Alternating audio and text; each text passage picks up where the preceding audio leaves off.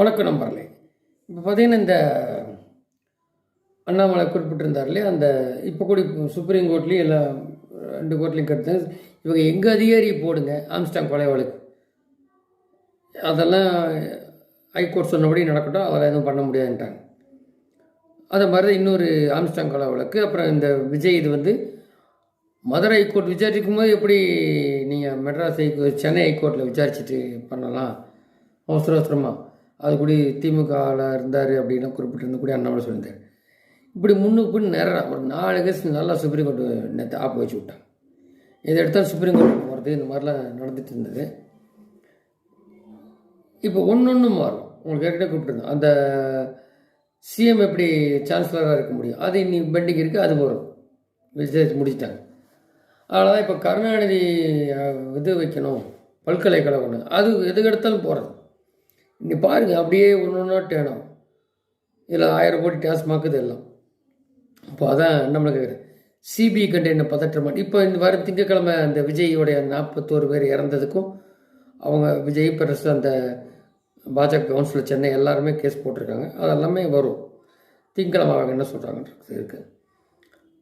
So இப்படித்தான் இது எல்லாமே நீ அப்படியே விசாரிக்கும் போது கரெக்டாக அப்படின்னு சொல்லும்போது இதெல்லாம் வரும் அப்படின்னு தெரியுது. இதில் வந்து இவங்க வந்து ஒன்றும் இல்லை, அந்த 2000 போலீஸ் அது இது அந்த கோவை குண்டு வெடிப்பில் உள்ள அந்த பாட்சா இறந்து போனதுக்கு 2000 போலீஸ் போட்டு அதை ஈமக்கிரியை பண்ணுறதுக்கு போகிறாங்க. அதில் சீமானா கூட கலந்துக்கிட்ட அப்படி என்ன காரணம் இது கலந்து. அப்போ இந்த மாதிரி இதுக்கெல்லாம் வந்து கொடுக்கல, இப்போ தான் ஃபோர்ஸ் கொடுக்குறாங்க. அது கூட்டம் வரணும் பண்ண வேண்டாம் இதெல்லாம் நடக்க தெரிஞ்சது. அப்போ இவங்க எல்லாமே முன்னு பின் முறையாக தான் இருக்குது. அந்த கொலை நடந்தது இல்லை அண்ணா யூனிவர்சிட்டி மற்றும் எல்லாம் பின்தாங்கி நம்ம இருக்கிறது பூரா மாறினா தான் உண்மை தெரியும். சிலதெல்லாம் ஆட்சி மாறினா தெரியும், சிலது இப்போவே அவங்க சொல்லுவாங்க சிபிஐக்கு. அதுக்கு தான் அவங்க முதல்ல வந்தப்போ பார்த்தீங்கன்னா சிபிஐ இவர் தடை பண்ணார், மம்தா தடை பண்ண மாதிரி சிபிஐ வரக்கூடாது. அவங்க கோர்ட்டு சொன்னால் வரப்போகிறாங்க. சிபிஐ ஸ்டாலினும் முதல்வர் சொல்லிட்டாக்க வரக்கூடாது, தேவைப்பட்டால் வரத்தான் போகிறாங்க. அதாவது அப்போ ஏன் கேட்குறாங்க அதிகாரியை போடுங்கன்னு, அதில் என்ன இன்டென்ஷனு?